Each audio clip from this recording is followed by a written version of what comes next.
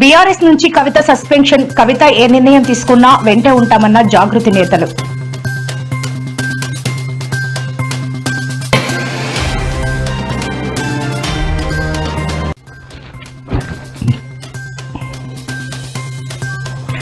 రాజమండ్రి జైల్లో ఎంపీ మిథున్ రెడ్డితో మాజీ మంత్రి పెన్ని నాని ములాఖత్. బయటకు వచ్చాక కూటమి ప్రభుత్వానికి చుక్కలు చూపిస్తారు అన్న పెన్ని నాని.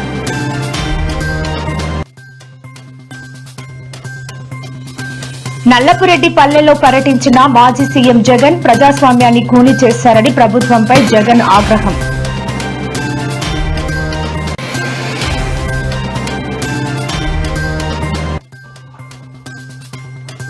హరీష్ రావు మాజీ ఎంపీపై ఎమ్మెల్సీ కవిత అనుచిత వ్యాఖ్యలు. ఎమ్మెల్సీ కవిత ఫ్లెక్సీలను దహనం చేస్తున్న కార్యకర్తలు.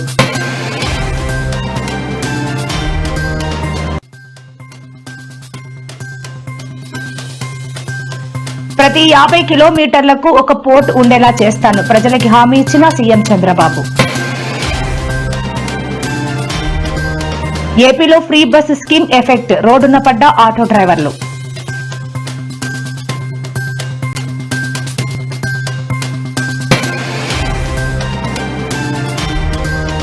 బీఆర్ఎస్ నుంచి ఎమ్మెల్సీ కవిత సస్పెన్షన్. స్పందించిన పలువురు కాంగ్రెస్ మంత్రులు.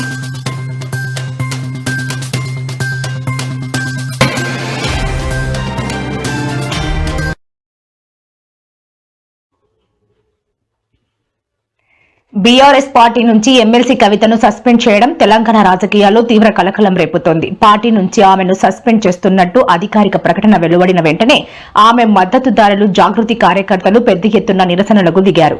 జూబ్లీహిల్స్ లోని జాగృతి ప్రధాన కార్యాలయానికి భారీ సంఖ్యలో చేరుకున్న కార్యకర్తలు ఆందోళన చేపట్టారు. జై కవితక్క, జై జాగృతి అంటూ నినాదాలతో హోరెత్తించారు. ఈ సందర్భంగా జాగృతి నేతలు మాట్లాడుతూ కవితను పార్టీ నుంచి బహిష్కరించడం వల్ల ఆమెకు ఎలాంటి నష్టం జరగదని అన్నారు.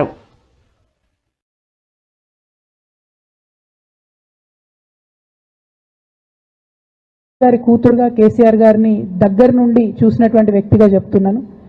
ఫస్ట్ టైం ప్రభుత్వంలోకి రాగానే, అధికారంలోకి రాగానే ఒక 6-7 నెలలు అయితే కేసీఆర్ గారు తన ఆఫీస్ రూమ్లో ఒక టేబుల్ మీద ఒక వాల్ అంతా కూడా పెద్ద టీవీ స్క్రీన్ ఉంటే 6-7 నెలలు కంప్లీట్గా రీసెర్చ్లోనే ఉన్నారు. ఎట్లా నీళ్లు తీసుకురావాలి తెలంగాణకు, ఏం చేయాలి మనం అనేటటువంటి రీసెర్చ్లు ఉన్నారు. అటువంటి వ్యక్తి మీద ఇట్లాంటి నిందలేయడం అన్నది నిజంగా దారుణం. కేసీఆర్ గారికి తిండి ధ్యాస ఉండదు, డబ్బు ధ్యాస ఉండదు. ఉండేది ఒకటే, కేవలం తెలంగాణ ధ్యాస. నేను దాదాపుగా 2006 నుండి యాక్టివ్గా పాలిటిక్స్లో నేను కూడా పాల్గొంటూ వస్తున్నాను. తెలంగాణ ఉద్యమంలో పాల్గొన్నాను. అప్పటి నుంచి ఇప్పటి వరకు కూడా నేను చూస్తున్నా, ఎప్పుడు కూడా కేసీఆర్ గారు తెలంగాణ విషయం తప్పితే, ప్రజల విషయం తప్పితే పర్సనల్ విషయాలు మాట్లాడే టైము 0.1% కూడా ఉండదు. అటువంటి ఒక మహానేత మీద, అటువంటి ఒక మహానాయకుడి మీద ఇన్ని అబాండాలు వేస్తూ దాన్ని రోజుకొక రీతిగా చెప్పుకుంటూ మాట్లాడితే చాలు కేసీఆర్ అవినీతి చేసిండు, మాట్లాడితే చాలు కేసీఆర్ ఏదో 1,00,000 కోట్లు దోసుకున్నాడు, నిజాం కన్నా రిచ్ అవ్వాలనుకున్నాడట. డెఫినెట్గా నిజాం బాటలోనే నడుస్తాం. నిజాం కట్టిన ఉస్మాన్ సాగర్లోనే కదా ఇవాళకి కూడా హైదరాబాద్ ప్రజలు నీళ్ళు తాగుతున్నది. ఆ నిజాం ఆదర్శం, ఆ నిజాం స్ఫూర్తి అని కేసీఆర్ గారు చాలా సందర్భాలలో చెప్పిండ్రు.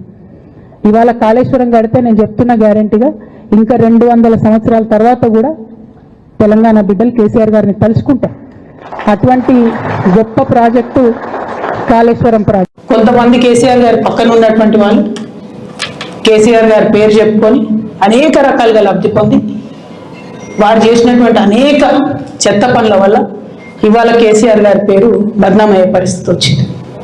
అయినా మళ్ళీ వాళ్ళని మోస్తాం, అయినా మళ్ళీ వాళ్ళని ముందుకు తీసుకెళ్తామని అనుకుంటే పార్టీ ఎట్లా ముందటికి పోతుంది? ఒక బిడ్డగా నిజంగా నేను బాధపడతాను. ఇవాళ 5 సంవత్సరాలు ఇరిగేషన్ మంత్రిగా చేసినటువంటి హరీష్ రావు గారిది మేజర్ పాత్ర లేదా దీంట్లో? అందుకే కదా కేసీఆర్ గారు వారిని సెకండ్ టర్మ్లో తప్పించిండ్రు. ఈ మొత్తం కాళేశ్వరం ఎపిసోడ్లో కేసీఆర్ గారికి మరక అంటిందంటే 2-3 వ్యక్తులు కారణం. మాజీ రాజ్యసభ సభ్యుడు ఒకలైతే, హరీష్ రావు గారు ఒకలైతే, మేఘా కృష్ణారెడ్డి గారు ఇంకోటి, మేఘానో పోగానో ఏదో ఈ పెద్ద పెద్ద కాంట్రాక్టర్లు అందరితో కుమ్మక్కై కేసీఆర్ గారు ప్రజల కోసం ఆలోచన చేస్తే, నీళ్ల కోసం ఆలోచన చేస్తే, వీళ్ళు సొంత వనరుల కోసం, డెవలప్మెంట్ కోసం, ఆస్తులు పెంచుకోవడం కోసం ఆలోచన చేసి ఇవాళ మీ వల్ల రేవంత్ రెడ్డి లాంటి వ్యక్తి, తెలంగాణ ఉద్యమానికి సంబంధం లేని వ్యక్తి, కేసీఆర్ గారి కాలి గోటికి సరిపోని వ్యక్తి, ఆయన నిలబడి కేసీఆర్ గారిని చేయెత్తి చూపించి కేసీఆర్ గారి మీద సిబిఐ ఇవాళ నేను వేస్తా అని చెప్తున్నాడంటే కారణం ఎవరు దీనికి? నేను భరించిన, ఇదే హరీష్ రావు గారు, ఇదే సంతోష్ రావు గారు అనేక కుట్రలు చేసినా కూడా భరించిన. నా మీద ఓపెన్ గా మీడియా మిత్రులందరితో రకరకాల మాటలు చెప్తే కూడా నేను భరించిన. నా పర్సనల్ అటాక్ కి నేను ఎప్పుడు కూడా వాళ్ళని ఇంతవరకు పేరు పెట్టి పిలవలేదు, మాట్లాడలేదు. ఫస్ట్ టైం చెప్తున్నా. నేను ఎందుకోసం చెప్తున్నా? కేసీఆర్ గారికి ఈ వయసులో సిబిఐ ఎంక్వైరీ ఏంటండి? ఎందుకోసం ఆ కర్మ పట్టింది? ఎందుకు భరించాలి? ఇటువంటి వాళ్ళని చూస్తూ ఎందుకోసం ప్రొటెక్ట్ చేసుకోవాలి? బీఆర్ఎస్ పార్టీ తమల కోపం రావచ్చు, కానీ వాస్తవాలు చేదుగున్నా అప్పుడప్పుడు మాట్లాడుకుంటేనే, మందు తీసుకుంటేనే ఆరోగ్యం మంచిగా అవుతుంది. మరి పార్టీ ఉంటే ఎంత పోతే ఎంత అని మాట్లాడితే, మరి పార్టీ ఇన్ని లక్షల మంది అభిమానించే పార్టీ, ఇన్ని కోట్ల మంది ఆదరించి నిలబెట్టిన పార్టీ, అటువంటి పార్టీ ఉంటే ఎంత పోతే ఎంత అని మాట్లాడితే అసలు నువ్వు ఉంటే ఎంత లేకపోతే ఎంత అనే పరిస్థితి ఈరోజు ప్రజలు ఆలోచించే, కార్యకర్తలు ఆలోచించే పరిస్థితి వచ్చింది అని అంటే దీనికి తను మాత్రమే బాధ్యురాలని చెప్పి తెలియ.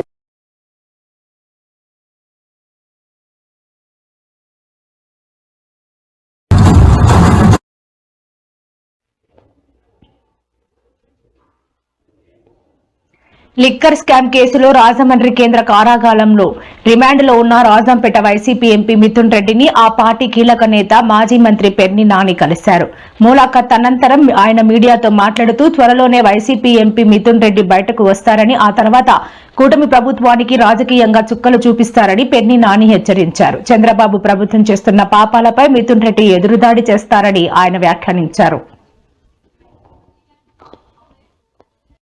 ఇప్పుడు మీడియా పాయింట్ ఎక్కడున్నది?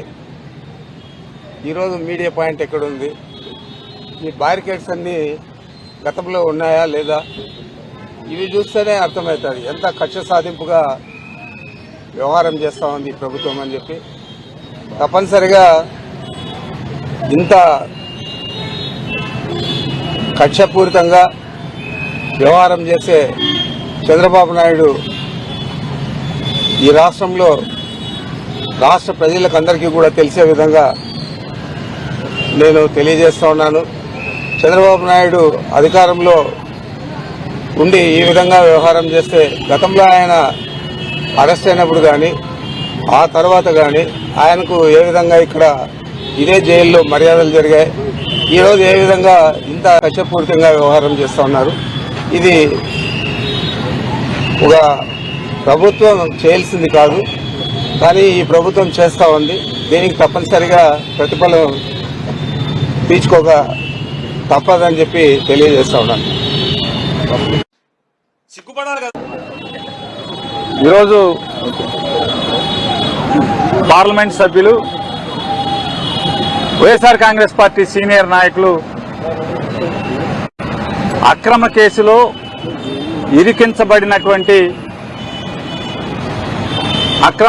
ఇరికించబడినటువంటి మిథున్ రెడ్డి గారిని ములాఖాత్ ద్వారా వారిని పరామర్శించడం జరిగింది. మిథున్ రెడ్డి గారిని అడగడం జరిగింది,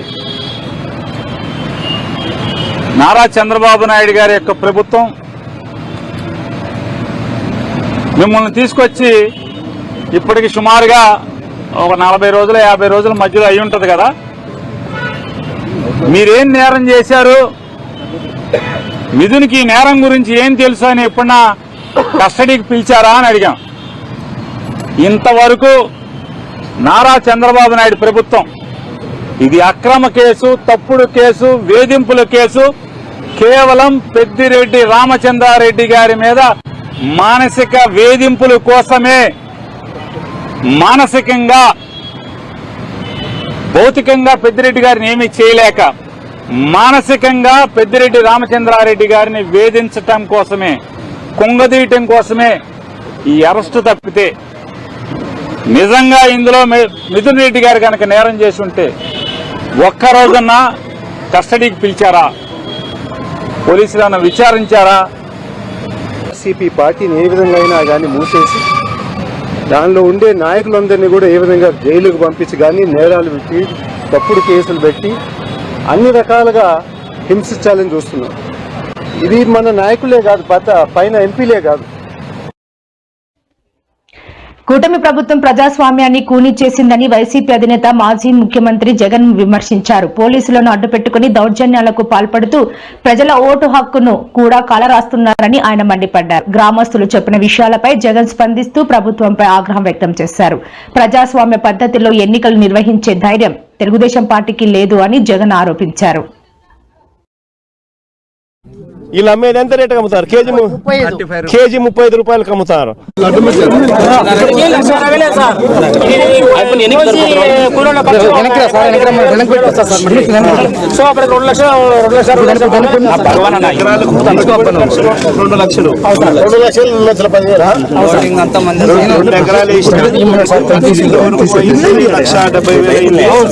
మళ్ళా కూలీలు ఖర్చులు దీనికి మళ్ళీ ట్రాక్టర్లు పెట్టుకుని తీసుకొని చేసుకుంటే 30,000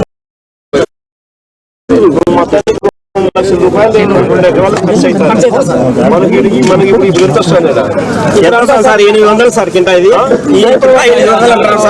మన ఎకరాకి ఎన్ని క్వింటాలు వస్తుంది? 80 అట్లా వస్తాయి సార్. 70-80 వస్తాయి సార్. 70 క్వింటాలు వస్తాయి సార్. ప్రజెంట్ అయితే 6 రూపాయలు తీసుకుంటాను సార్. మనకి ప్రస్తుతానికి ఇచ్చేది ఎంత ఇస్తారు? కింద 600 సార్. గవర్నమెంట్ 12 పెట్టారు కానీ 600 కొట్టారు సార్. గవర్నమెంట్ 1200 రూపాయలు పెట్టినా కానీ మనము మంచి గ్రేడ్ అయితే ఎంత కమ్ముడిపోతుంది? 600 రూపాయలు. 600 నుంచి 800 సార్. గ్రేడ్ బాగుంటే 600 సార్. గ్రేడ్ బాగుంటే 600 నుంచి 800 సార్. గ్రేడ్ మిగతా యావరేజ్ కింద చూసుకుంటే 400. యావరేజ్ తీసుకుంటే 300 నుంచి 300 నుంచి 800 మధ్యలో 400 యావరేజ్ వస్తాయి మనకి. యావరేజ్ వచ్చేది ఇదే మన హయాంలో. మన 4,000 నుంచి 12,000 కూడా ఉంటాయి సార్. మన హయాంలో మినిమం 4,000 నుంచి 12,000. 2019లో 60 లక్షలు తీసుకునే సార్ నేను. ఈ రోజు నా పరిస్థితి ఇంత దారుణంగా ఉంది సార్. మినిమం 4,000 నుంచి 12,000 మన హయాంలో మినిమం మనం ఒకసారి రైతు ఇదే రకంగా నష్టపోతే మన హయాంలో మనం ఎంత కొనుగోలు చేసినాం? ఏ రేటు పెట్టి కొనుగోలు చేసినాం? 2,500 పెట్టి కొనుగోలు చేశారు. 40 రోజుల్లోనే మళ్ళీ ఇచ్చారు సార్ డబ్బులు. ఒకటి సార్ 2021లో సార్ మన ఇన్పుట్ సబ్సిడీ సార్ 20 రోజుల్లోనే సార్ మన గవర్నమెంట్లో 2021-22లో ఖరీఫ్ లో మా ఎమ్మెల్యే గారు రవీనాథ్ గారు పంట మనం ధరించి కొనుగోలు చేసి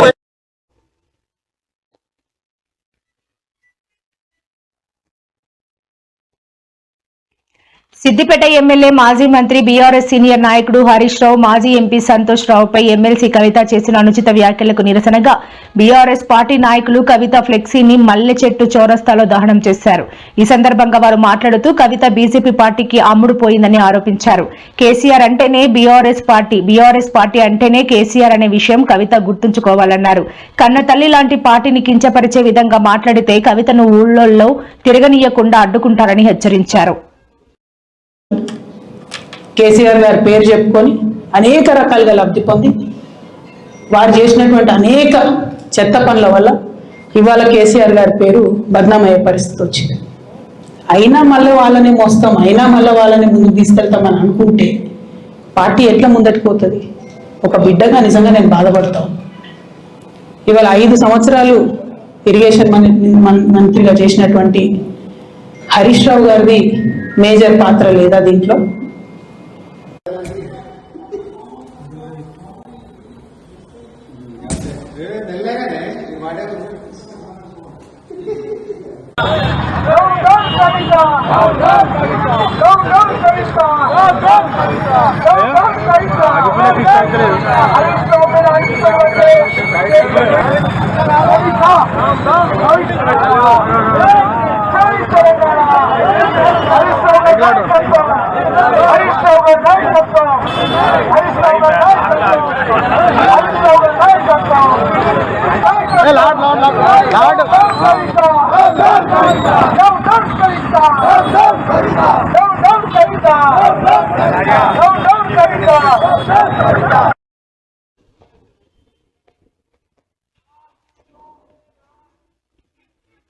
ఆంధ్రప్రదేశ్లో లాజిస్టిక్ అభివృద్ధికి కట్టుబడి ఉన్నామని ముఖ్యమంత్రి చంద్రబాబు స్పష్టం చేశారు. Global forum for sustainable transformation ఆధ్వర్యంలో విశాఖ నోవోటెల్లో ఏర్పాటు చేసిన east Coast maritime logistic summit లో సీఎం పాల్గొన్నారు. స్వర్ణాంధ్ర 2047 లక్ష్యాలలో భాగంగా ఏపీని గ్లోబల్ లాజిస్టిక్ హబ్ గా తీర్చిదిద్దే అంశంపై చంద్రబాబు పారిశ్రామిక ప్రతినిధులతో చర్చించారు. ప్రతి 50 కిలోమీటర్ల దూరానికి ఒక పోర్టు ఉండేలా చూస్తాం. ఫార్మా, ఆక్వా ఉత్పత్తుల ఎగుమతిలో ఏపీదే అగ్రస్థానం. దాదాపు 20 కంపెనీల సీఈఓలు సదస్సులో పాల్గొన్నారు. Machilipatnam, Mulapeta and Kakinada Gateway Port. All these ports are going to complete by 2046. This meeting, can you prepare an advisory body to guide the government continuously to make Andhra Pradesh as a logistics hub? As you are all mentioning, West, Gujarat and Maharashtra will service. On East Coast, Andhra Pradesh is the best place. Why can't we, people like all of you, can create a advisory body? Once in 6 months we will meet. What all you advise, we will prepare a policy in a transparent way, we will develop it. Again we will review. Continuously if we do 4 or 5 years, then we will reach reasonable scale. If all of you can agree, that is one arrangement you can make it in this meeting. Yeah. August 15 నుంచి రాష్ట్రంలో free bus journey పథకం అమలవుతున్న విషయం తెలిసిందే. రాష్ట్ర వ్యాప్తంగా ఈ అవకాశాన్ని మహిళలు వినియోగించుకుంటున్నారు. అవసరాల నిమిత్తం జర్నీ చేస్తూ ఫ్రీ పథకంపై హర్షం వ్యక్తం చేస్తున్నారు. అయితే ఆటో డ్రైవర్లు మాత్రం ఆవేదన వ్యక్తం చేస్తున్నారు. ఫ్రీ బస్సు పథకంతో మహిళలు ఆటోలో ఎక్కడం లేదని, అన్నిటికీ బస్సుల్లోనే వెళ్తున్నారని, తద్వారా తమ ఉపాధి కష్టంగా మారిందని వాపోతున్నారు. వివిధ రకాలుగా నిరసన వ్యక్తం చేస్తున్నారు. ఇప్పుడు వాళ్ళకి బేరాలు లేదు. ప్రతి ఒక్కరు ప్రజలందరూ నుంచి బస్సు ఫ్రీ బస్సులు ఎక్కేస్తున్నారు. మరి దీనివల్ల నుంచి ఆటో వాళ్ళ పరిస్థితి ఏంటో మీరు ఊహించారు. గతంలో నుంచి రైతులు ఆత్మహత్యలు ఉన్నారు. ఇప్పుడు ఆటో డ్రైవర్లు వాళ్ళందరూ ఆత్మహత్యలు అవుతాయి. వాళ్ళ మగవాళ్ళతో ఫ్యామిలీతో సహా వెళ్ళిపోతున్నారు. మేము టికెట్ తీసుకుంటాం, మగవాళ్ళ తరపున మేము టికెట్ తీసుకుంటాం. ఆడవాళ్ళు మాకు ఫ్రీగా ఉంది, వెళ్ళిపోతాం. ఎక్కడికంటే అక్కడికి వెళ్ళిపోతాం. అంతకుముందు జిల్లా వారి అని చెప్పాడు, ఇప్పుడేమో స్టేట్ వైడ్గా ఎక్కడికంటే అక్కడికి ఉచిత బస్సులు అనేప్పటికీ మాకు అసలు ఆటో ఈరోజు పొద్దున్న నుంచి ఎవరు ఆటో దగ్గరికి వచ్చి ఆటో అని అడిగిన వాళ్ళు లేరు. మరి మా అన్య గోపురంగా ఉంది. ఏం చేయాలో అర్థం కాని పరిస్థితి. ఎలక్షన్ ముందు చెప్పారంటే మీరు ఆటో డ్రైవర్లు కూడా సాయం చేస్తా అన్నారు కదా. ఆ సాయం చేస్తా అనేది దాని గురించి ఏం మాట్లాడకుండా ఫ్రీ బస్సు పెట్టేశాము అని చెప్పి వాళ్ళు బస్సుల్లో ఎక్కి వాళ్ళతో పాటు వాళ్ళు తిరుగుతా ఏదో పబ్లిసిటీ కోసం వాళ్ళు చేసుకుంటున్నారు తప్పితే మా ఆటో డ్రైవర్లకి ఏమైనా సాయం చేసినట్టు ఏం కనపడలేదు ఇప్పుడు దాకా. అదే అన్య గోపురంగా ఉంది. ఏం చేయాలో అర్థం కాని పరిస్థితి. ఇంకా అదే ఉద్యమం చేసేదన్నా చంద్రబాబు మీద ఉద్యమం చేయాలి. ఇక పార్టీ పరంగా ఏదైనా సిఐటి పార్టీ పరంగా ఏదైనా చేయాలని ఆలోచనలో ఉన్నాం మేము. అదే దానికి వెళ్తే మాట్లాడదు. ఇంకా దానికోసం బంద్ చేయడం కానీ ఏదైనా చేయడం కానీ మొత్తం ఆటో డ్రైవర్లు అందరూ సంఘాలన్నీ కలిసి మేము ప్రయత్నం చేస్తాం సార్. ఆటోల పరిస్థితి అంటే ప్రత్యామ్నాయం ఏం కల్పించలేదండి ఆటో వాళ్ళకి. సీఎం గారు ఆటో వాళ్ళ గురించి నిన్న ఫ్రీ బస్సు ఓపెన్ రోజు కూడా విలేకరులు అడిగిన దానికి ప్రత్యామ్నాయంగా చూద్దామని చెప్పారు. అది చూడటం ఎంతవరకు అనేది ఏంటనేది మాకు ఇంతవరకు క్లారిటీ లేదు. ఇప్పుడున్న యూనియన్లకు కూడా ఏమి పిలిచి మాట్లాడి మీకు ఇది ఈ విధంగా అనేది భరోసా ఏమి ఇవ్వలేదండి. దాని గురించి మేము కూడా ఆలోచిస్తున్నాం. ప్రత్యామ్నాయంగా ఈ ఆటో డ్రైవర్లకు ఏదన్నా ఇచ్చేస్తే బాగుంటుందని అనుకున్నాను. ఈ రోజు అయితే ఏం తోలేదు సార్, ఎందుకంటే ఫ్రీ బస్సులు ఆటోమేటిక్గా స్త్రీలందరికీ ఫ్రీ బస్ అంటున్నారు. ప్రజెంట్ ఈ రోజు అయితే ఇంతవరకు కొంతమంది బోనీలు కూడా కారణంలో ఉన్నారు. పరిస్థితి అయితే ఇంత దారుణంగా ఉంది. ఇది చేసేది ఏం లేదు సార్. లాస్ట్ టైం ఇప్పుడు మనకి రిక్షాలు ఎలా అయితే వెళ్ళిపోయినాయో ఆటోలు కూడా కొన్నాళ్ళకి కనుమరుగయ్యే పరిస్థితి దగ్గరలోనే ఉంది, అతి దగ్గరలోనే ఉంది. దాన్ని బట్టి సీఎం గారు